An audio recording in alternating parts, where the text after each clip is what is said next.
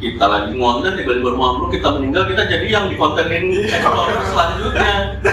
Kami melihat ada sosok YouTuber yang mati di sini saat penduduk sholat, kan nggak lucu. Kita nggak tahu nih, misalnya sosok kayak Mas Yus, dia lagi konfrontasi sama sosok-sosok astral. Gue tuh kadang-kadang suka bingung bersikapnya gitu. Kayak pisahin atau gimana ya gitu, apa komporin anjing lu gitu. Gue nggak tahu gitu, kan ada aja bagian di tawuran selalu ada yang manas-manasin tuh kan, masa yang nggak disikat pak gitu kan. Iya kan, takutnya kalau gue gituin beneran disikat terus akan gue ribet ya. Tiba-tiba dari belakang tuh kayak ada yang nusuk gitu, kayak ada yang nusuk pakai bukan tombak ya, tapi kayak pisau kecil belati gitu mungkin ya, senjata zaman dulu gitu, tusuk. Tapi dia ngindar cuma kesempet doang. Terus pas dia balik ada yang mau ini pakai tombak. Oh, dari sama diriku Brokis.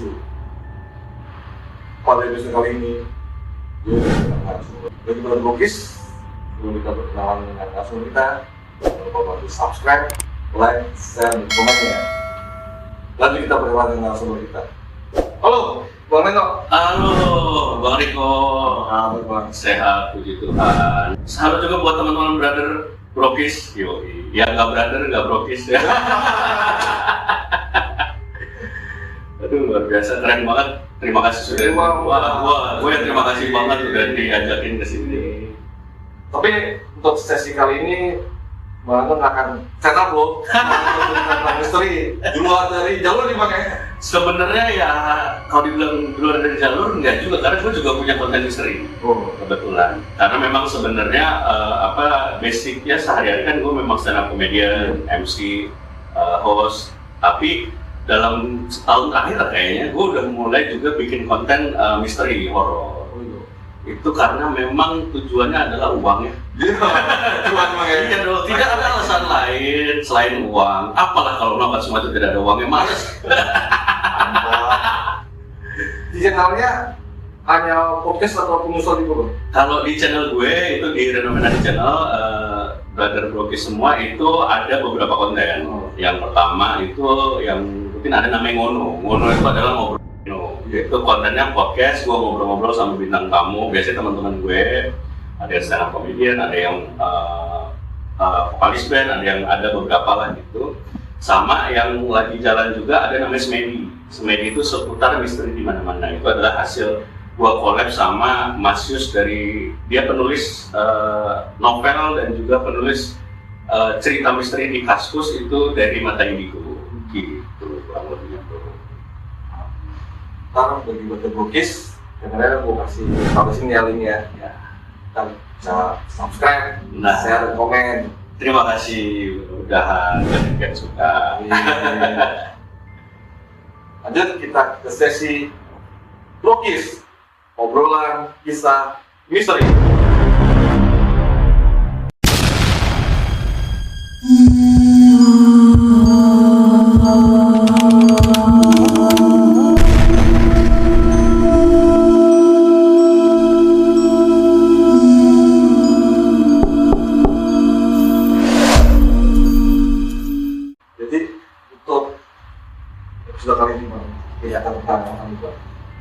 Karena ini tentang horor ya, gua akan sedikit cerita. Paling horor sebenarnya di kehidupan gua adalah waktu tahun 2019 ketika gua ditangkap polisi.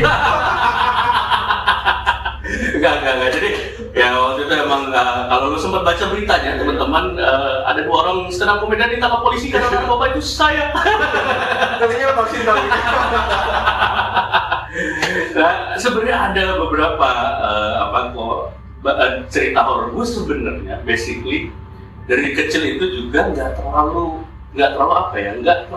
bersentuhan dengan horor sebenarnya. Dengar cerita teman, wah sini angker, puji Tuhan ya, dan gue nggak minta juga gitu, amin gitu. Gue tuh bisa dibilang nggak pernah banget bersentuhan dengan horor. Sampai ada momen sebenarnya pas kuliah. Itu pas kuliah gue mengalami 2 kejadian yang itu bisa dibilang pertama kali gue bersentuhan dengan hal yang nggak bisa dijelasin. Ya kan, namanya kita horor kan pasti itu menjadi horor ketika kita tidak bisa menjelaskan kejadiannya apa ya. Sama seperti kejadian misalnya kamu sedang ditinggalkan pas lagi sayang-sayangnya itu juga tidak bisa dijelaskan kenapa, itu horor teman-teman. Itu hal gaib lah, Itu hal gaib, itu tandanya memang mantan lu setan. Itu kejadian pertama. Sebenarnya kejadiannya nggak terlalu maksudnya nggak terlalu gimana, cuman gue ingat banget. Jadi di Bandung, gue kuliah di Bandung, malam itu gue sama temen naik motor, 2 motor kita, habis makan nih ceritanya. Terus daerah kosan gue itu daerah Ciumbelit namanya, yaitu daerah Bandung atas itu. Pas kita balik makan dari daerah Bupati Ukur, kita ngelewatin ada hutan kota di Bandung. Hutan kota namanya Cisatu, daerah Cisatu situ ada sawah juga. Nah, konon katanya di situ tuh ada satu pohon yang di atasnya dikasih boneka. Gue nggak tahu sekarang masih ada apa enggak ya. Jadi dia di satu pohon digantungin boneka gitu karena katanya dulu ada sempat terjadi kecelakaan. Anak kecil yang baru pulang dari pasar atau dari belanja itu beli boneka, pas kejadian dia turun dari angkot kalau nggak salah ketabrak sampai meninggal dunia. Itu udah jadi kayak urban legend lah gitu di Bandung. Gue sering lewatin situ kok, gue sering lewatin daerah situ, ya nggak ada yang terjadi. Sampai satu malam nih, gue lagi yang ngobrol, kita 2 motor biasanya kan pasti ngobrol-ngobrol ada berempat ya. Udah jam 11 udah mulai sepi lah.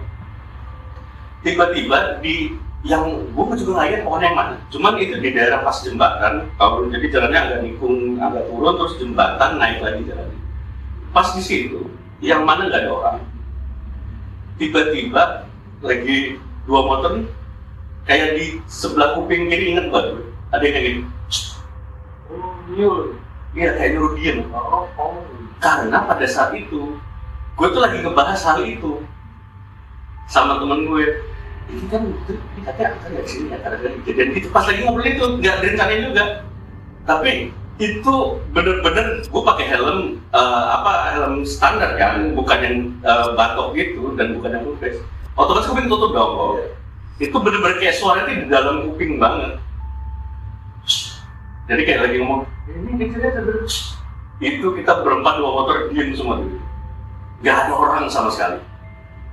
Gak ada yang bahas sampai agak sekitar 500 meter lah. Gue ke temennya gue goceng. Bener gak tadi? Mungkin cuma gue dibilang. Nanya lagi ke motor sebelah. Dengar gak tadi? Lu denger juga. Jadi kita bener-bener berempat-empatnya semua denger di kupingnya masing-masing. Oh, secara bersamaan. Kita lagi ngobrol tiba-tiba kita di langsung itu nggak ada orang, benar nggak ada orang, dan bukan orang yang kayak kalau kita lagi naik motor kan ada jaraknya kalau dari pinggir kayak gitu, pasti kan suaranya nggak sejelas di kuping ya. Ini benar-benar di kuping. Itu for the first time, pertama kali ngalamin kejadian yang tidak bisa. Nah, setelah itu kejadian keduanya agak horor. Agak horornya dalam artian bukan agak horornya ke gua efeknya. Jadi pas itu kita di kosan ya, namanya kosan lah ya, 3 lantai, terus zaman dulu masih sering main Dota, ngelan, satu kosan 5 lawan 5, seru banget, musik lah segala macam. Terus kami ini karena berisik diusir sama yang jaga kosan, nggak suka. Bukan yang punya tapi yang jaga, yang jaganya. Mas Reno dan yang lain-lain gitu. Nah kebetulan gue jadi jubir anak-anak, kan sempat kayak rapat gitu kan. Akhirnya ributlah, intinya kami diusir, dan pas malam itu dibilangnya gini, kita dikasih waktu sampai akhir bulan karena biar ya kan udah bayar juga kosan kan. Tapi tiba-tiba nggak tahu beberapa hari setelah dia ngomong gitu, malam-malam pas gue lagi main di kamar temen gue disamperin, Mas Reno sama ada temen si Roy. Mas Reno, tolong bilangin ya ke teman-teman, ini kata bapak sama ibu yang punya, pindahnya harus besok pagi. Kalau lebih dari besok pagi kena bayaran 1 bulan. Waduh, ya gimana ya, kita maksudnya kan ya panik gitu. Wah anjir, ada sih udah beberapa kos, karena kita emang mau nyari kosan yang bisa menampung kami yang diusir. Kami diusir ber-10.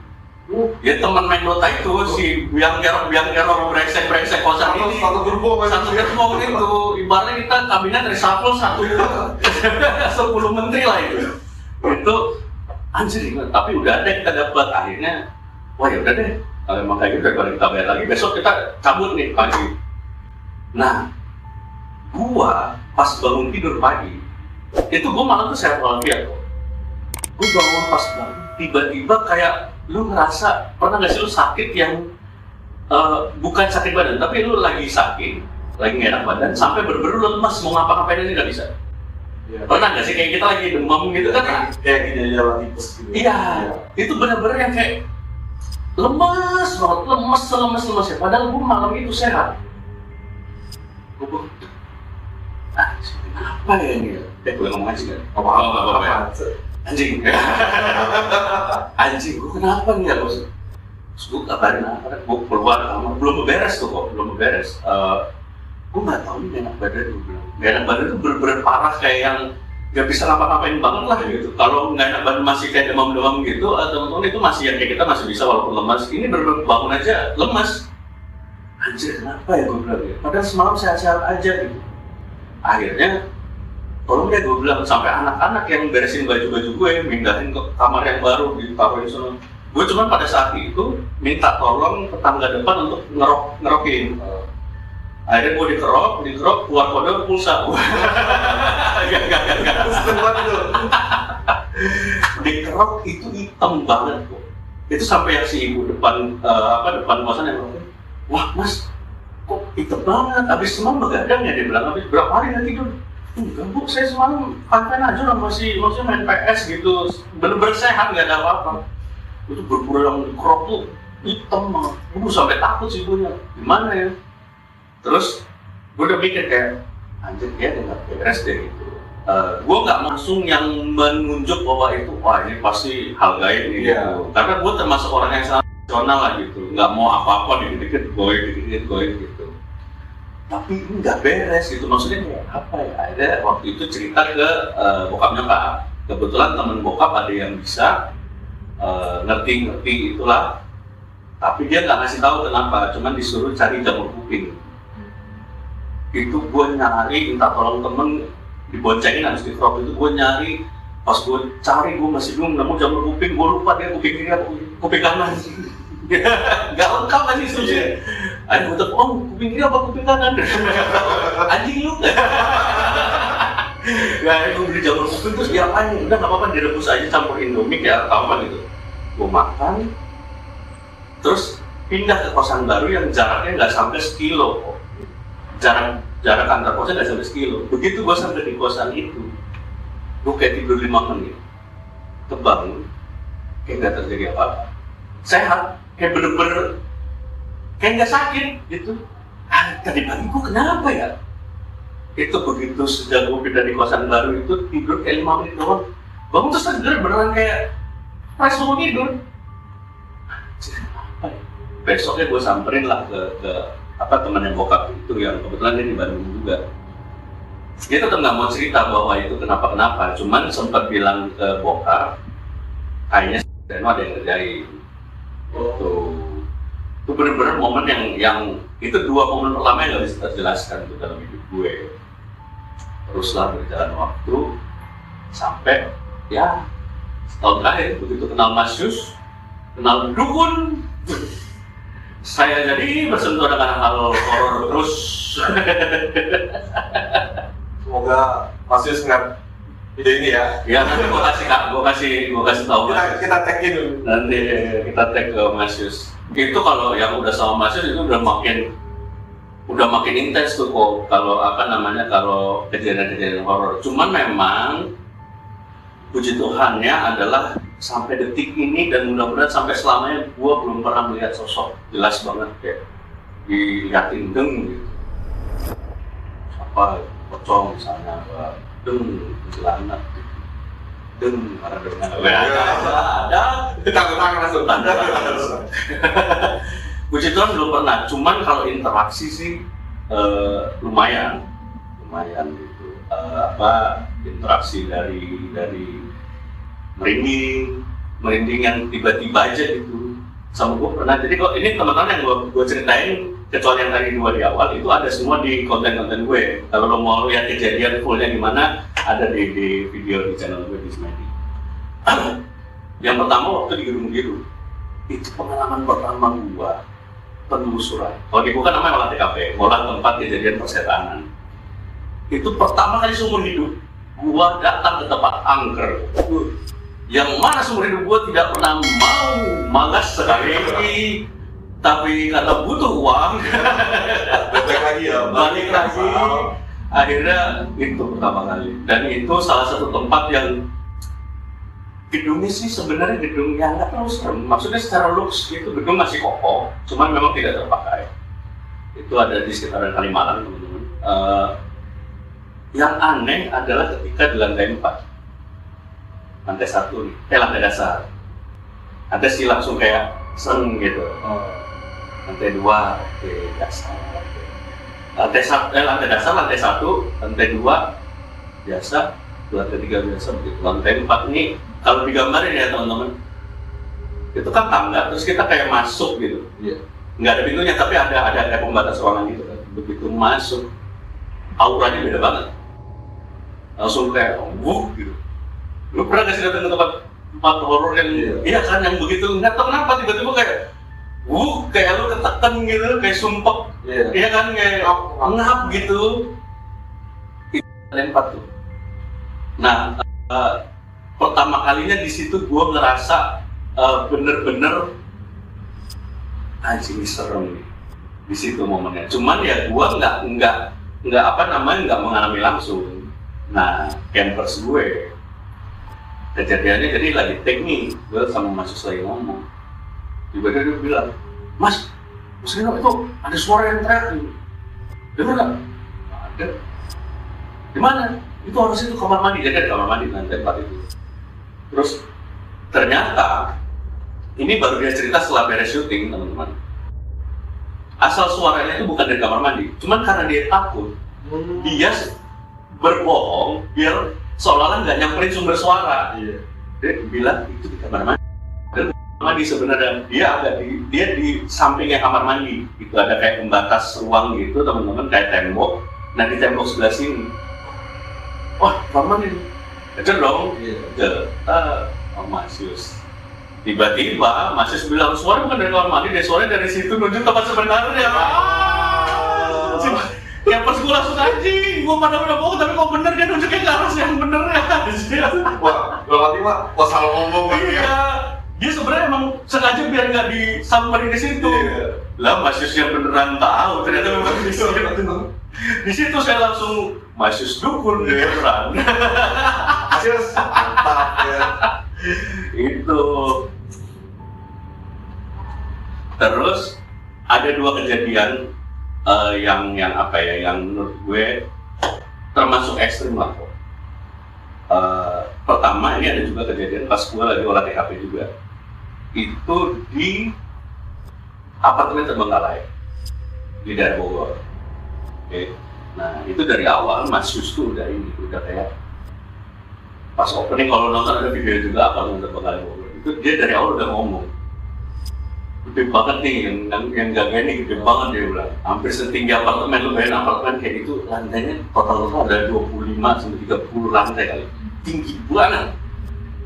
Dan lu bayangin sosok penunggu penguasanya segede itu. Megatron aja kan gede itu sama dia. King Kong ya? King Kong. Kalah gede King Kong, itu gede. Wah, kayak kekuatannya udah setara Orde Baru. Wah. itu dari awal dia udah bilang gitu. Nah pas off cam kalau nggak salah dia tuh sempat keucap ngobrol pas kita lagi off cam di situ, agak bahaya nih dia bilang, agak jaga-jaga omongannya dia bilang gitu. Dia untuk ke tempat-tempat tertentu yang memang dalam tanda kutip dangerous gitu, dia pasti selalu bilang gitu, agak ditahan ya gitu bercandanya gitu. Ya tentu saja saya sebagai host langsung salting loh, bilang kayak gitu. Anjing, gimana ya biar mulut ini tidak sombong, saya tidak bisa. Mau bawaan lahir kan? Oh iya, udah bawaan lahir. Tapi ya ini benar-benar. Nah, kejadiannya ada di lantai sekitar lantai 8. Lantai 8-an lah gitu. Kita naik. Dan karena itu teman-teman gedung Terbengkalai sudah pasti tidak ada liftnya. Itu kita naik tangga, satu tangga itu juga tangga yang nggak ada pegangan dan bolong gitu loh. Maksudnya kayak lu kalau melek sedikit lewat gitu, langsung ibarat kalau di Mobile Legends mah langsung respon gitu, kecuali lo punya immortal. Nah, terus udah posisi lantai 8, sebenarnya udah di spot terakhir, lagi ngomong. Nah, sepanjang syuting itu memang Mas Yus bilang semacam diprovokasi sama pasukan si penguasa ini, provokasi terus sampai ke titik di lantai itu, sekitar lantai 8 itu di akhir. Lagi kita ngomong, tiba-tiba Mas Yus tuh ambruk, bruk gitu, jatuh pingsan. Anjir, apaan ini gitu, maksud gue belum pernah berhadapan dengan orang kesurupan gitu, maksudnya gue langsung mikir, anjir kesurupan ya ini, maksudnya ini pasti bukan kenapa-kenapa, apa kecapean, kalau kecapean juga kayaknya tadi fine-fine aja, tiba-tiba banget kok lagi ngomong, tiba-tiba bruk gitu, panik dong gue, tiba-tiba disitulah ternyata Mas Yus mengeluarkan ultinya. Itu kejadiannya, jadi sosok yang bisa dibilang mungkin kodamnya lah ya gitu.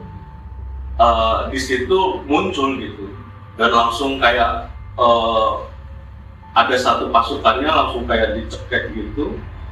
Intinya kayak karena diprovokasi terus dia marah, terus dicekek, dibaca-baca apa gitu, gue juga nggak tahu bahasanya apa. Tiba-tiba langsung kayak, kamu mau lihat setan kan? Itu sosoknya udah bukan Mas Yus, gue udah berasa nih secara nada ngomong, secara mata yang lihatnya udah bukan Mas Yus gitu. Mau lihat setan kan katanya. Wah, panik gue. Mana tangannya ini? Taruh sini, buka katanya, itu setan yang udah dipadatkan, dia bilang gitu. Gue buka, jadi bentuknya kayak batu gitu. Oh, kayak batu pusaka itu? Iya, batu kecil, gedenya kurang lebih segede coklat caca yang isi kacang, tau gak sih? Ya. Nah, segede gitu, warna hijau deh kalau nggak salah. Tapi batu yang benar-benar solid gitu, yang ditutup batu. Situ terus maksudnya hilang lagi, maksudnya ambruk lagi, nggak sadar lagi. Langsung pas itu baru sadar lagi. Nah, itu pengalaman luar biasa tuh. Maksud gue itu kayak pengalaman seumur hidup pertama ngadepin orang begitu gitu. Itu benar-benar, dan itu posisinya teman-teman itu gue ngerasa seremnya karena selain gue nggak tahu harus gimana, dan di antara gue kan kalau syuting bertiga tuh kok, maksudnya gue, Mas Yus dan campers doang, nggak ada tim lain gitu. Gue yang di antara kita bertiga yang bisa tentu saja cuma Mas Yus ya, yang punya kemampuan, saya tidak punya, campers saya juga tidak punya, kita mau bantu-bantu tidak tahu bantu seperti apa. Gitu. Akhirnya untungnya pas itu akhirnya Mas Yusnya sadar lagi dengan sendirinya gitu, dan setelah dibahas obrolan di belakang layarnya, bahwa memang ternyata selama perjalanan itu Mas Yus itu berprovokasi sama pasukannya. Itu teman-teman bisa juga ada di episode semeni juga. Itu gokil sih, luar biasa itu. Wah, pertama kalinya banget kok itu gua yang, Pak, saya tapi saya tidak tahu membantu seperti apa. Kalau bisa saya usir dengan pesan Gojek, saya pesenin nih setan Gojek suruh pulang. Gitu tuh, wah gokil banget itu pengalaman. Serem sih, serem. Ya kadang-kadang serem itu kan nggak cuma kita bener-bener kayak ditampakin gitu ya. Serem itu adalah kondisi, serem itu adalah momen yang nggak pernah kita hadapin, itu tuh punya serem tersendiri. Iya betul. Apalagi kalau pas mau bayar, dompet ketinggalan tuh serem banget. Wah itu sudah dompet ketinggalan. Itu langsung telepon temen. Bro tolongin bro. Tapi lo komplain tadi kenal Mas Yus itu pas kapan? Jadi kenal Mas Yus itu ceritanya dia itu kakak kelas gue pas SMA. Oh. Tapi nggak sempat ngalamin SMA bareng. Jadi dia lulus 2001, gue masuk SMA 2003. Nah kenalnya dari temen gue, kakak kelas gue yang seangkatan dia. Gitu. Kenalnya dari situ. Ternyata kita ya sama-sama dari Jogja, sama-sama satu SMA. Yang itu SMA cowok semua memang. Solid lah gitu, maksudnya secara ini ya bercandaan tongkrongannya sama lah gitu, langsung klop gitu, begitu aja langsung klop. Dan emang Mas Yus sih membantu banget ya. Kalau gue pribadi, gue benar-benar terbantu banget, dia supportive banget, mau bantuin gitu, seperti itu. Di putusan itu hal paling yang buat lo untuk wah gue harus ngapain ini saat jadi apa bang? Lo kan beberapa kali kamu yang sudah sekarang pabriknya ya pabriknya. Episodenya yang sama ini episode berapa? Lupa ya, 20-an masih. Oh berapa? 27 ya. Kalau yang Mono itu udah emang 50 episode. Kalau nggak salah yang Semedi itu baru 20 episode. Itu ada lagi, ini sebenarnya yang paling gong sih sejauh ini ya. Kejadiannya waktu itu kita lagi olah TKP di sebuah villa terbengkalai. Nah ini kalau dari proses awalnya ini agak sedikit memang gimana ya gue bahasanya, emang di luar dari kebiasaan kita gitu. Kebiasaan kita tuh selalu paling enggak gue survei biasanya. Iya. Kan kita cari tempat biasanya. Oke, dapat tempat di sini gue survei dulu tempatnya gimana. Karena ternyata teman-teman ini buat teman-teman juga yang mungkin tertarik bikin konten telusuran gitu, explore. Ternyata tidak semudah itu mencari tempat angker. susah sekali dan banyak tempat angker yang kita nonton di YouTube misalnya ya, pas kita datang sudah jadi Indomaret. Itu horor tuh. Itu horor. Jauh-jauh. Masa gue jadinya penelusuran Indomaret? Itu namanya belanja, bukan penelusuran dong. Gitu. Nah ini di luar kebiasaan kok. Pada saat itu dapat info ada dari salah satu teman, bang ada nih bekas villa di daerahnya tuh daerah sekitaran Semangkis itu lah, daerah sekitaran Semangkis. Ya udah, kebetulan waktu itu kalau nggak salah gue lagi pas jadwalnya lagi pas nggak bisa terus survei gitu, maksudnya jadwal lagi sibuk banget gitu, nggak sempat survei. Akhirnya biasanya gue minta tolong, misalnya kalau ada yang ngasih info atau ngasih saran kemana, gue kalau nggak bisa survei, gue paling nggak minta fotoin dong tempatnya, atau videoin dong tempatnya biar buat gambaran juga gitu. Gue karena kan kepentingannya juga selain kepentingan untuk konten, kayak misalnya bangunannya layak nggak nih masih kita masukin. Nggak mungkin dong kalau bangunannya kelihatannya udah hampir ambruk banget. Gue sih pribadi nggak mau, karena siapa yang nanggung coy. Asuransi cover. Kita lagi ngonten tiba-tiba rumah ambruk, kita meninggal, kita jadi yang dikontenin selanjutnya. Kami melihat ada sosok YouTuber yang mati di sini saat penelusuran, kan nggak lucu. Nah itu selain untuk kepentingan itu, kepentingan keselamatan juga adalah kepentingan bahwa dari sisi Mas Yusnya, gue selalu minta pendapat dia gitu. Gimana nih Pak gitu. Karena gue pengennya Mas Yus juga bilang kalau bisa sih kita benar-benar mengangkat tempat yang memang punya cerita yang bisa jadi kayak ya memberi pelajaran lah, memberikan kisah atau memberikan cerita yang bisa jadi bukan sekedar horornya doang. Histori ya ada historinya gitu. Karena Mas Yus juga punya kemampuan retrokognisi juga kan. Biasanya kita juga pertimbangan di situ, makanya selalu survei. Nah yang tempat ini itu bahkan si temen gue yang ini sampai kita hari syuting dia nggak ngasih foto, nggak ngasih video. Dia cuma bilang, bang ada beberapa kali waktu itu YouTuber, bahkan ada salah satu YouTuber yang memang terkenal paranormal juga. Dia ini tainya dia juga ceritain waktu setelah kita kelar lagi. Setelah kita kelar tuh dia baru bilang, bang si YouTuber yang maksudnya paranormal ini waktu itu mau kesini bang, tapi lihat kondisinya dia nggak berani. Dan ternyata itu dia baru bilang setelah kita kelar syuting, setelah kejadian kan anjing, kenapa tidak Anda bilang dari awal dong, halo. Nah akhirnya udahlah, datang ke lokasi. Itu lokasi sebenarnya di perkampungan kok, maksudnya kita dari jarak parkir pun kita masih harus jalan masuk ke gang-gang gitu, kampung padat. Kampung padat yang harusnya sih ya gue agak pesimis datangnya pas awal. Mana ada daerah ini, maksudnya ini kampung loh, kalau tempat angker, gue mikirnya apa jangan-jangan sebenarnya ya dalam tanda kutip nggak seru kan tempatnya gitu ya, maksudnya nggak semenarik cerita dia, karena dia ini tempatnya sih seru sih gitu kan, cuman lihat pas jalan gitu, ada kali kita jalan sekitar 5 menitan lah, jalan lumayan dong berarti kan. Gimana? Gua agak pesimis tuh, cuman ya udah jalan aja. Sampailah tiba-tiba ada kita lewatin tembok yang ada bolongan gitu. Itu masuk ke area villanya. Jadi bener-bener dari awal secara bentuk desain arsiteknya aja itu udah aneh sebenarnya. Jadi villanya itu ada beberapa bangunan. Satu begitu kita di bagian dari yang kita datang ya, sini ada kayak aula gitu dulunya, bekas aula. Kan ada lapangan bola. Kesini lagi turun gitu ada danau. Terus ini bangunan utama. Nah di bangunan utamanya bentuknya juga aneh, susunan ruangannya gitu, nggak biasa. Itu gue sampai yang, ini gimana sih bangunannya gitu, kok begini gitu. Dan pas dateng, masih pas di depan bilang, wah mantep ini. Sebelum gitu masuk.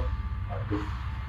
Oke lah, yang penting, gue kan posisinya, yang penting menurut nilai Masius. Kalau Masius oke ya pasti oke gitu. Iya approve gitu, survei, sikat konten gitu. Dia bilang pas mantep ini Pak. Udah sama McDani kebetulan pas di situ. Kontennya sama McDani. Lagi kalau McDani kita aja. Ada juga di channel gue ya di Renovan channel selatan kalau nonton fullnya gitu. Nah, opening biasa aja, masuk ke ruangan spot 1 masih oke. Bangunannya benar-benar kayak villa tapi anehnya itu villa yang berada di perkampungan. Harusnya tidak memenuhi kaidah villa dong, ya nggak sih? Lu namanya villa kan pasti daerahnya kayak di puncak. Iya. Daerahnya kalau nggak daerah yang di kaki gunung. Iya. Atau di mana ya? Yang jauh dari perkampungan dong. Iya, pantai lah. Pantai. Karena villa kan lu pemandangan, healing, ketenangan ya. Iya. Ini kok di tengah kampung itu aja udah jadi tanda tanya tuh. Iya. Nah, terus pas lihat susunan bangunannya juga aneh banget karena dia tuh kayaknya dibangun di tanah miring gitu loh. Jadi kayak di lantai 1, pas kita naik lantai 2 itu ada kayak tanah lagi. Gundukan? Iya, gundukan yang memang ada tanah, ada tanaman. Jadi bukan lantai 2 full gitu. Nah, anehnya begitu dari lantai 2 kita kayak ada ke area lain itu lapangan gitu, kayak lapangan badminton. Ada villa lagi, ada bangunan lagi. Tapi itu kayak beda tingkat gitu loh tanahnya. Jadi kontur tanahnya kayaknya beda gitu kok. Nah terus mulai berasa yang aneh itu di lantai 2. Jadi kita ada di sebuah ruangan, nemuin sebuah ruangan yang bentuknya tuh lurus doang, lurus ada sekitar jaraknya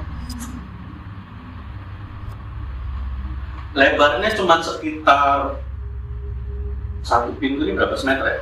Meter. Itu lebarnya taruhlah 2 meter. Terus menjorok ke dalam lurus. Kurang lebih kayak dari sini ke lebih 15 meter kali ya? Iya 15 meter lah. Iya, selama tenis 15 meter. Iya. Jadi ngelihat pojok itu tertutup kan, maksudnya tembok itu benar-benar cuma kayak akses masuknya di satu sini doang, udah nggak ada pintunya lagi. Di sana tuh buntu tembok, itu aja temboknya kelihatan jauh. Jadi kan ya lensnya 15 meteran ya, 10 di atas 10 meter lah itu, 10 sampai 15 meter. Dan luar aneh nggak sih, lu ada bangunan ruangan di rumah yang menjorok sedalam 15 meter, lebar 2 meter, dan tanpa jendela, tanpa ventilasi. Nggak ada ventilasi, nggak ada jendela. Nggak ada kamar-kamar? Nggak ada, lowong doang. Itu di situ yang teman yang nge-guide-in itu bilang, ini katanya ini bangunnya bos-bosnya dulu jadi ruang pesugihan. Katanya, cuman kan nah gue sama Masius itu kan tipenya justru kita kan mengangkat sebenarnya itu gimana? Iya, historinya. Iya, buat tempat pesugihan. Betul. Kayak contoh juga kayak yang di episode terakhir kan gue datengin Pati Jumbo yang viral kursi roda yang gerak. Iya. Di situ kalau nonton teman-teman itu kita menguak menanyakan sosok yang ada di situ. Masius nanyain beneran digerak terus itu tidak. Ternyata jawabannya tidak. Iya. Nah, gue sama Masius itu punya ketertarikan yang sama untuk mengangkat hal-hal sebenarnya kayak gitu loh. Ya, kalaupun itu gimmick sebenarnya juga nggak masalah juga, cuman gue juga menjadi penyeimbang lah gitu. Nah, kita tuh selalu punya motivasi mengangkat cerita sebenarnya. Ada input, ada cerita bilang itu Pak Pesugihan, tapi apa benar gitu. Sampai Mas Yus pada saat itu sebelum kita take, Mas Yus bilang gini, bentar ya, minta waktu sebentar gitu. Jangan di record dulu. Dia kayak apa? Diem dulu terus kayak apa istilahnya melakukan inilah ya, kayak baca-baca, terus tiba-tiba dia tuh kayak ada apa ya, dia ini si tangannya tuh kayak ada adegan gini kayak keret gitu. Oh, ngebuka gitu. Portal, kayak ngebuka horden atau ngebuka apa lah gitu. Gitu. Itu sempat juga kita syuting akhirnya. Ternyata kan kita bertanya-tanya ini dulunya tuh ruangan apa sih gitu. Karena nggak mungkin lu kalau itu jadi dapur sumpah dong. Iya, enggak dong. Iya, yang ada lu masak ayam matangnya sama lulunya kan kalau di situ. Lu bakar ayam yang bakar sama lulunya gitu di situ. Ruang apa nggak masuk akal gitu. Dan kalau itu kamar, masa kamar 15 meter terus panjang doang gitu. Nggak ada ventilasi. Kita benar-benar nggak menemukan apa ini ruangan ini gitu. Nah ternyata Mas Yus berhasil menguak. Di situ ada, jadi dia yang menarik di situ. Dia lihat ada sosok kakek apa nenek-nenek itu. Kayak gitu terus. Tapi Mas Yus nggak percaya, katanya untuk sosok seperti ini kepekatan energinya nggak sesuai. Ini pasti bohong nih, gitu. Nipu. Yang benar. Intinya kayak gitu lah Mas. Kan dia awal ritual itu. Intinya dia semacam pengen nguak, dan itu sih akhirnya si sosok nenek-nenek tadi ini ya ini yang bentuk saya. Bentuk keduanya tuh bentuk manusia manusia normal apa gimana nih? Ini bentuk saya yang sebenarnya. Enggak, Mas Yus nggak percaya. Akhirnya sama dia kayak semacam agak dipaksa beneran, karena dia nggak mau ngaku gitu. Mas Yus juga kesel, kok ngapain sih lu pakai iniin gue gitu, maksudnya kayak ini banget sih, nipu gitu, ngapain gitu. Nah, ganggu, kita cuma pengen kalau emang ada apa yang bisa kita sampaikan untuk orang biar orang nggak salah jalan gitu. Akhirnya dibongkar lah kedoknya sama Mas Yus. Ternyata bentuknya itu dia badannya buaya tapi setengahnya tuh putri Surma. Ya. Makanya tadi saya agak gini, agak menurut gua, karena tiba-tiba ya itu setelah dibuka sosok aslinya kayak gitu, setengah buaya, setengah bajingan buaya. Setengah buaya, setengah putri gitu.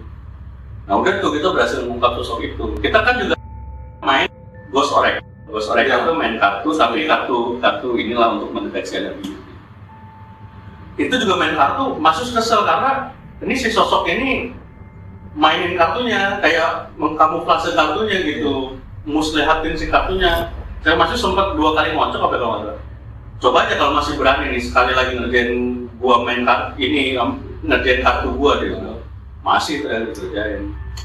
Nah udah tuh akhirnya kita selesai di spot itu, kita move ke spot selanjutnya.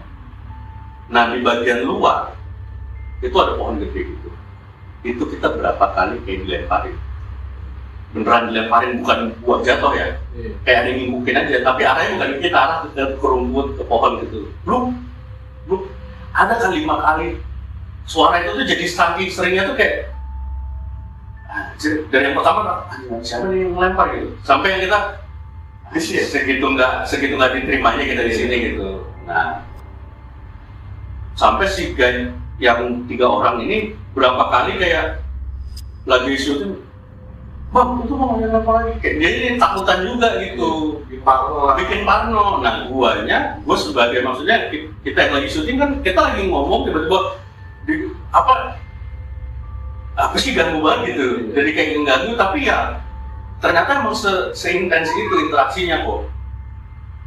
Udah ya, kita di spot itu singkat cerita, ini kita lagi take juga, tiba-tiba si salah satu itu kayak kabur gitu. Kenapa gue bilang masih take nih, kenapa? Bang, sumpah bang, tadi kayak ada yang lompat. Jadi itu kita kayak posisi dari ruangan mau ke lapangan itu kan ada pagar gitu, dan posisinya agak tinggi. Memang kita kayak lompat, jadi kayak duk gitu. Ada ya beda tanah. Iya, beda tanah dan memang kayak sekitar semeteran lah tinggi. Jadi orang mau nggak mau kalau lompat tuh pasti duk gitu. Nah pas gitu dia denger katanya ada suara kayak 2 kali orang duk gitu. Jadi kayak ada yang lompat gitu. Panik mereka kabur kan sama sih. Menurut Mas Yus itu sosoknya tuh sosok pasukan si yang tadi. Oh yang buaya. Yang buaya tadi. Bentuknya sama gitu juga, buaya juga. Buaya setengah manusia. Tapi ada di konten gue juga itu dibilangin saya kan yang dicari kata Mas Yus. Jangan ganggu teman-teman saya. Oh udah gak kondusif lah itu bener-bener kayak lu gimana ya, lu pernah gak sih berada di posisi yang kita lagi syuting horor, kita nggak tahu apa yang terjadi. Jadi kita nggak tahu nih, misalnya sosok kayak Mas Yus dia lagi konfrontasi sama sosok-sosok astral. Gue tuh kadang-kadang suka bingung bersikapnya gitu. Kayak pisahin atau gimana ya gitu, apa komporin anjing lu gitu. Gue nggak tahu gitu. Kan ada aja bagian di tawuran selalu ada yang manas-manasin tuh kan. Masa yang nggak disikat pak, gitu kan. Iya kan, takutnya kalau gue gituin beneran disikat terus jadi akan gue ribet ya. Wah itu bener-bener momennya tuh udah awkward antara serem, bingung, pengen udahan tapi kayaknya Mas Yus merasa terganggu banget. Sebenarnya gini, Mas Yus tuh dia tuh sistemnya kalau dia nggak diganggu, nggak diusilin, dia tuh slow. Tapi dia paling emosi kalau dia lagi kayak kita lagi konten, dia selalu bilang kalau dia cerita gue, dia selalu bilang bentar ya jangan ganggu dulu. Nah biasanya pada nurut. Nah kalau sampai ada yang nggak nurut itu kan berarti ngajak perang kan istilahnya, ngajak ribut lah gitu. Nah pas itu gue tahu banget dia udah kesel banget si Mas Yus ini. Sampai dia bilang kayak, kalaupun emang kalian mau ribut, ayo, gue nggak akan kalah, dia bilang. Nah Mas Yus bilang itu, anjing lu mencari ribut, anjing mana ya? Si Meg Dani nih. Wah ini mah kurang ajar manas-manas sih ya si anjing. Gas terus kan. Gue punya pengalaman waktu yang di apartemen Terbengkalai kan. Maksudnya gue segitu capek, maksudnya segitu ribetnya. Dan gue tahu Mas Yus juga ketika kayak gitu pasti kan dia ngerasa capek, kasihan gitu. Posisi kita harus jalan ke bawah itu masih ada jalan lagi 5 menitan lebih, masih jauh gitu. Anjing si Dani manas-manasin terus gitu kan. Udah nih pas habis samperin itu, pokoknya jangan ganggu kita itu bilang. Kalau enggak ya udah kita ribut. Kata Mas Yus sampai bilang itu. Udah aman Pak, aman. Oke. Dan ceritanya mau bikin stock shot untuk ke spot terakhir closing. Kita tuh kalau di Smedi selalu di spot terakhir itu selalu duduk, kita recap lah perjalanan gitu kan, santai. Posisinya kita ada waktu itu kayaknya ada 3 orang plus 2 Mas Yus, Campers, sama Megani, berarti bertujuh. Itu urutannya kita udah paling depan tuh karena mau sistemnya first person tuh. Gue di sebelah Campers. Dia siap ya Dio, Campers gue namanya Dio siap ya. Oke, stop shot, action. Baru sekitar 3 detikan, tuh mereka kan di belakang gue posisinya. Dan itu kan gelap di lapangan gitu. Tiba-tiba gue ngedenger suara kayak gede abruk gitu. Gue sempat langsung pas lihat kayak semi keputar gitu, kayak lu pernah nggak sih kayak dibanting di grup gitu? Gue di smack tuh? Iya di smack down, di smack sama The Rock gitu. Di rock bottom. Dan terus karena itu sama-sama gue liatin warna hitam, pakai baju hitam. Pas waktu itu yang pakai baju hitam cuma 2, satu ada salah satu temen guys warga dari situnya, sama satu lagi Mas Yus. Gue liatin lagi, anjing Mas Yus nih. Posisi udah di bawah. Gue langsung nyamperin. Gue bodo amat lah, maksudnya itu ntar dulu. Itu posisi Mas Yus kayak udah habis kebanting, terus tiba-tiba dia kayak buat langsung kayak muntah gitu, ngeluarin darah. Itu beran muntah darah pertama yang ada di depan mata gue. Orang yang katanya kesurupan muntah darah atau orang sakit muntah darah, gue sering dengar cerita, tapi itu bener-bener kayak the first time di depan mata gue Mas Yus muntah darah dan darah hitam kental gitu loh. Anjing muntah darah. Wah itu udah bener-bener. Terus dia langsung kejadian lagi dah ini dah. Bingung lagi dong. Waktu kemarin sekolahnya belum sampai muntah darah kan. Baru sampai keluarin ini muntah darah. Waduh. apa habis diuti Eudora nih kan? Dibanding dong Eudora. Anjing, pak, terus dia udah nggak, dia cuma kayak diem kayak posisinya kayak terus gitu. Tangan tuh udah, gua ngerasa tangannya tuh kenceng semua gitu, kayak emosi gitu. Gitu. Kayak gitu, terus gua paksa minum nggak mau. Tiba-tiba dia bangun, langsung nyamperin si tempat tadi dia ngomongin yang ada orang lompat tadi itu. Terus itu langsung, coach, kan udah saya bilang jangan ganggu. Terus kayak dia mukul, terus nendang. Tembok itu yang dipukul dan ditendang, Pak. Itu tembok yang bener-bener dari batu. Lu tau kalau kali ya, itu fondasi. Kan logikanya kalau orang kan tidak mungkin dong Anda memukul fondasi. Emang sih itu dari kontraktor. Kontraktornya sih nggak sekuat itu, jadi kita buk gitu terus ditendang. Terus gitu sampai ada momen dia ngomong, kali ini saya maafkan dia bilang. Tapi jangan pernah sekali lagi ganggu saya. Udah tuh, tiba-tiba balik lagi jatuh ambruk. Batu-batu lagi sempat muntah darah dikit tapi nggak terlalu banyak dan darahnya nggak sehitam yang pertama. Wah, mas balik. Iya, ini ibarat kalau Yusuf udah nggak jadi naga, udah balik lagi jadi biasanya kalau main Mobile Legends. Terus, udah batu-batu kan, wah ini lebih parah. Udah tenang dulu Pak, tenang dulu, minum dulu. Si Danu udah baca ayat kursi tuh. Danu udah baca ayat kursi, gue mau baca tapi nggak ngerti, nggak bisa kan karena gue Katolik.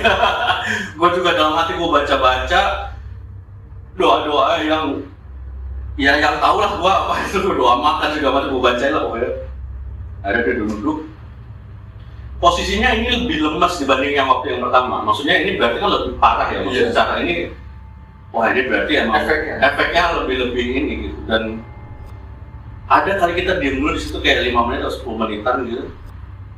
Pucat, maksudnya kayak ya mungkin karena habis muntah darah juga ya.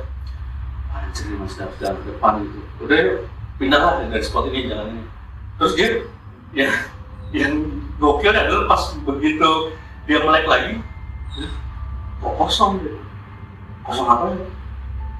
Udah nggak ada shot ini, pasrah-pasrah dulu. Kosong semua sampai tadi kan ada kayak pohon gede penuhnya ular gitu. Katanya dia pas kejadian itu semuanya jadi bener-bener kosong, nggak ada makhluk-makhluk lain selain kita itu.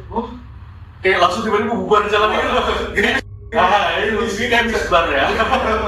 Tapi itu kayak lagi cita Pacific tapi tiba-tiba ada Satpol PP gitu. Itu dia pertama kok sepi ya.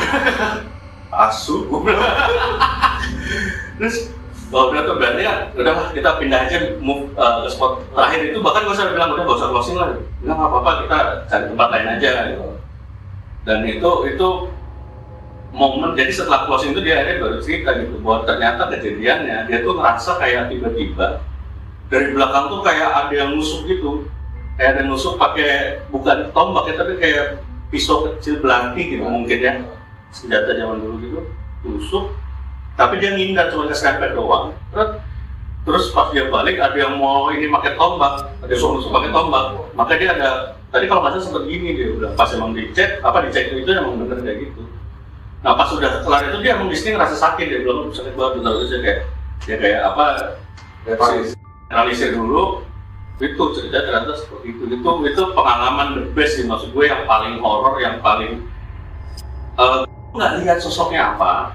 Tapi efeknya yang gue lihat gitu bahwa wah anjir gokil itu bener-bener kayak sampai gue tuh sampai bilang ke iya Pak, apa kita nggak usah olah TKP lagi? Nggak apa-apa, dia bilang kayak gitu, memang resiko, dia bilang udah lama juga nggak berantem. Waduh. Ada kan dulu dia enak berantem, kalau dia ikut ke saya lah saya gitu. Nah terus ini ada story juga setelah itu. Jadi besoknya gue kan kontak lagi lah ya, dia udah kerja sama gue, soal kontak gimana Pak, aman selalu kayak gitulah. Nah ternyata besoknya pas dia lagi di kantor, siang lah gitu kalau nggak salah, siang gitu, ada makhluk astral, sosok ya yang datang ke kantornya nyamperin. Sosoknya itu kayak buaya gitu, perwakilan dari kerajaan yang semalam. Intinya dia datang meminta maaf. Meminta maaf ke Mas Yus, kelakuannya dan macam-macam. Dan itu posisinya kejadian di daerah Cimanggis Depok situ, kantor mahasiswa Jakarta Barat gitu.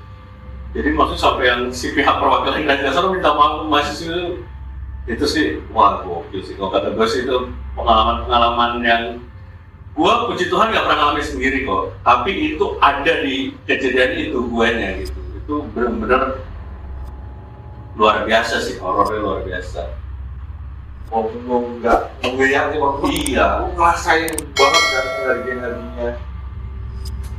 Kalau yang gua banget ngerasain paling cuma kayak mahasiswa pernah tuh pas di gedung Bilo, gimana mau ngerasain nggak ini apa namanya nyentuh setan gitu. Oke, gitu kan. Jadi gua kayak ini dipegang gitu, terus gua kayak nyentuh ke udara gitu. Tapi kayak lu pernah nggak sih nyentuh kayak bagian kulit, ujung-ujung jari lu nyentuh bagian kulit? Ini paling nggak ada apa-apa kok, tapi anjir gitu. Itu sih kalau pengalaman itu ya gitu doang.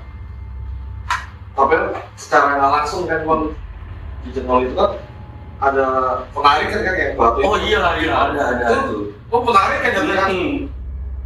Cuma suruh ngerasain, cuma itu udah otomatis butuh itu depan mata gue juga kok pertama kali. Itu baru kita olah TKP kedua. Gue ingat banget lokasi di Bogor.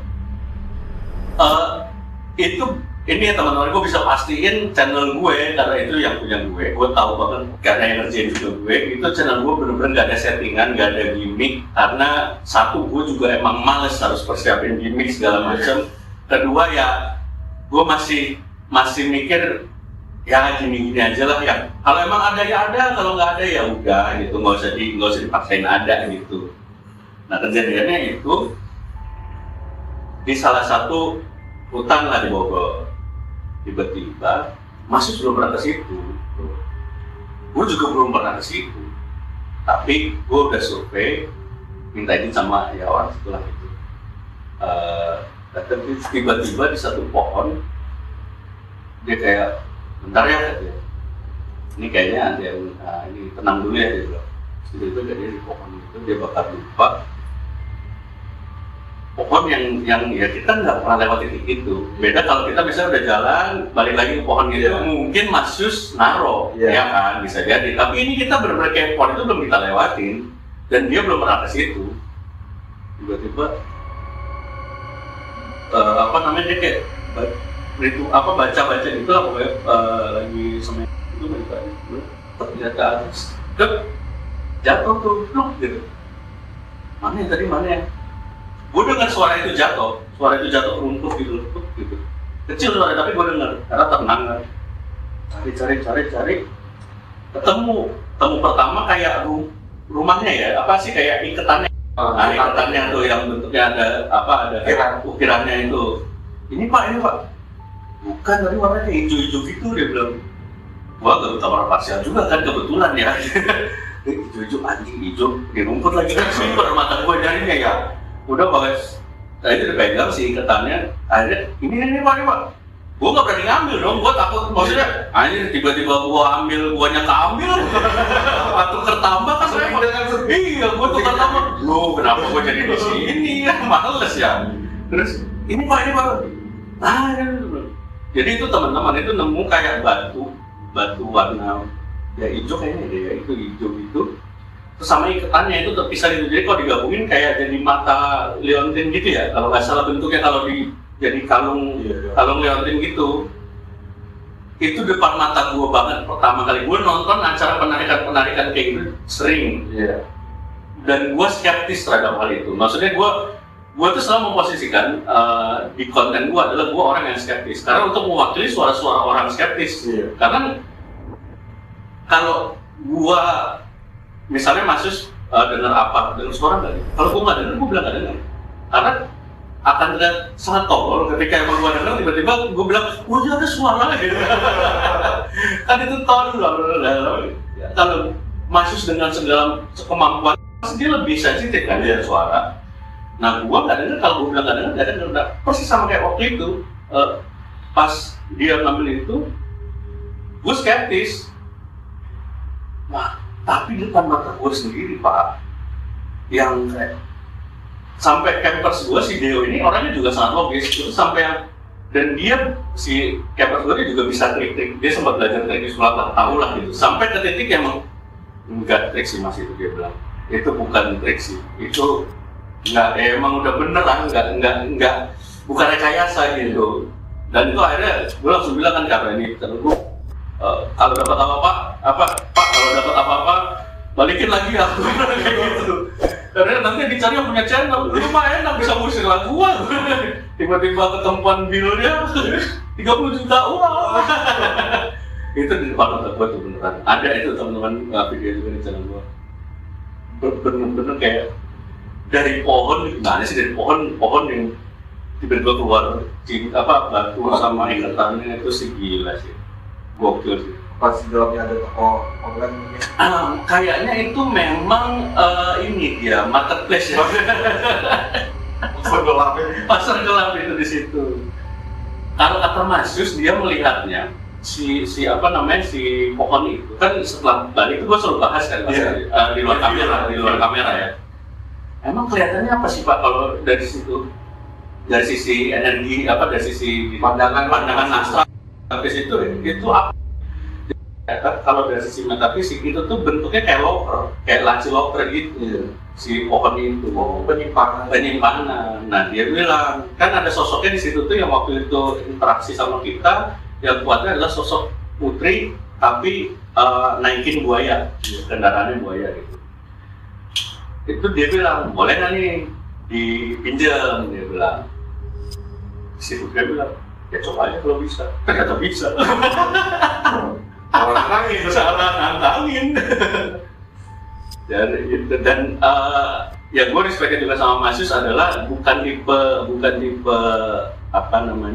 ya orang yang mampu, tapi tipe yang show off kayak gitu-gitulah. Gue respect banyak banget gue dibantu, dan gue senangnya dia juga bisa menjelaskan hal-hal dengan bahasa kita sehari-hari gitu. Gitu sih, gokil sih itu pengalamannya. Ngobrol Mas Yus bisa ngobrol bersama di sini atau menjelaskan apa yang kita akan oleh Bang Reno ini. Waduh, pengalaman dia lebih banyak pasti. Nah, ini beberapa di Solo Itu dia. Gokil. Tapi kan Bang, ini dari channel orang ternyata lo Solo Komika. Sebenarnya horor nih kan. Ya. Horor kan mesti tegang kan. Betul. Nah, bedanya lo main itu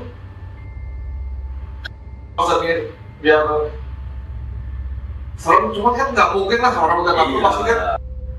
Kalau gua justru itu kan kita kreator itu punya hak mutlak pengen bikin gimana ya sebenarnya. Ya ada kalanya memang perlu menyesuaikan dengan market, perlu menyesuaikan dengan pasar lagi sebenarnya gimana. Kayak contohnya gua ngerjain misteri horor juga selain karena memang gua punya teman yang mampu. Dan gue juga menganggap bahwa, gue bisa nih menyajikan konten horor yang berbeda dari yang lain. Berbeda gimana? Karena orang udah tahu gue sebagai komika, gue juga daily secara sehari-hari seneng banget bercanda. Kalau gue buang itu nggak bisa, gitu. Iya nggak sih kayak mulut tuh udah nggak ada remnya lah gitu. Mau apa kalau ada bisa dikocakin, kocak terus gitu. Nih, ibaratnya remnya itu udah aus lah. Udah nggak ada remnya bro, udah nggak ada remnya itu. Nah, terus akhirnya gimana ya? Gue tadi sempat kayak mikir karena gue pernah waktu itu siaran juga ganti siaran di Trax waktu itu. Ada segmen horor juga. Nah, karena gue sebagai komika, gue jadi ngebacainnya juga nggak dengan gaya horor. Ternyata ada yang marah. Pendengar itu, pecinta horor tuh, kan pecinta horor sangat menjaga kesakralan horor ya. Lu kalau horor ya jangan sambil bercanda dong, gitu. Cuman gue mikir, kalau gue kayak gitu, satu, guanya jadi nggak maksimal gitu. Maksudnya, keluar lah. Iya, dan jadi nggak gue banget lah istilahnya kayak gitu. Sedangkan ini kan channel gue. Kalau gue di hire program TV atau gue di hire di channel misalnya di channel lain gitu, gue dibayar sebagai host horor yang harus serius, gue harus, karena kan profesional. Tapi kan channel gue lagi di channel gue ngapain mikir gue harus nyesuaiin market gitu. Nah ya senyamannya gue dong gitu. Nah itu juga gue obrolin ke Mas Yus. Maksudnya gue juga menghargai dia sebagai sosok seorang profesional, maksudnya ya praktisi gitu. Lu masalah nggak kalau gue kayak gini? Nggak apa-apa dia bilang. Karena basically secara personal kita juga cocok dan Mas Yus pun nyaman. Gue selama memang partner gue nyaman, ya gas. Tapi kalau gue partner gue prefer enggak lah mending ini, gue akan menyesuaikan gitu. Tapi ternyata ya senengnya masih juga cocok, gue seperti itu, akhirnya terciptalah Semedi dengan tetap kalau dibilang jump scare nggak akan, gue bisa pastikan nggak akan pernah ada jump scare di Semedi, nggak akan, lo nggak perlu takut nonton takut tiba-tiba ntar ada wah gitu, nggak mungkin ada, karena satu yang edit juga gue, kemampuan gue buat bikin jump scare juga belum bisa secara teknik editnya.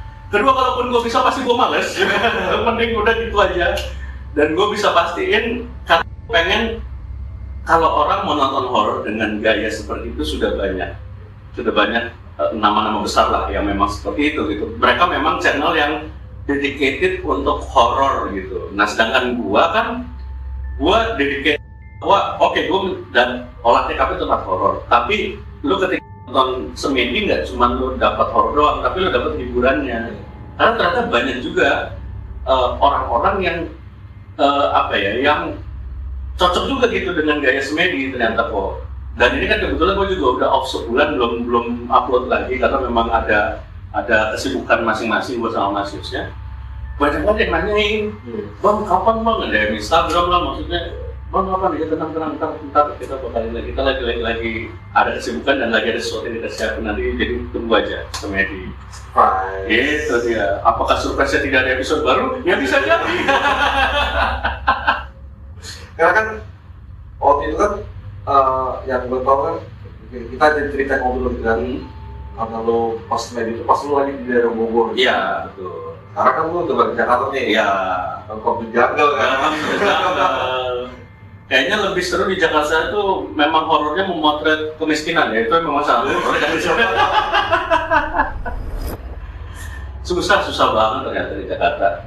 Maksudnya nggak ya channel gue juga channel baru masih belum ya, gue masih jujur belum masih kos biaya semua itu dari duit pribadi kan, masih kadang-kadang juga gue juga baru merintis lagi setelah gue baru keluar dari penjara. Pertimbangannya banyak sekali dan tidak mudah mencari tempat gitu. Jadi dan gue juga nggak salah-salah kan, gue nggak mau asal-asalan, maksudnya ya masa yang penting ada aja, nggak mau gitu lah. Iya. Bang Reno, terima kasih banyak. Gue yang terima kasih banget Riko. Kemarin kita sharing tentang horor, tentang penelusuran, tentang dari orang komika, apa bisa terjadi di dunia horor. Wah luar biasa, terima kasih buat thank you banget udah diundang kesini, udah kasih kesempatan ngobrol sama lu dan sama teman-teman brother brokis semua. Enggak ada sister ya, brother semua? Ada dong, sister pasti lebih banyak. Ya itu. Coba. Sebenarnya lebih seru sister daripada brother. Terima kasih Riko, terima kasih teman-teman semua yang mau mampir di channel Bang Reno, nanti kita taruh dengan di sini. Apa channelnya lo? Channel gua Reno Kennedy Channel. Itu di situ ada beberapa konten seperti yang tadi gua bilang, dan juga sebenarnya gua juga lagi ada program baru sama Megdani itu di channelnya kuatbaca.com. itu ada program namanya The Jail itu. Linknya kita taruh di bawah sini ya. Siap. Subscribe. Yo Dan buat Bokis, terima kasih sudah menonton video ini. Semoga kalian semua sehat-sehat saja, tidak sampai seperti Bang Reno. Jauhi narkoba. Takut tertangkap. Gue Riko. Saya Reno Kennedy. See you.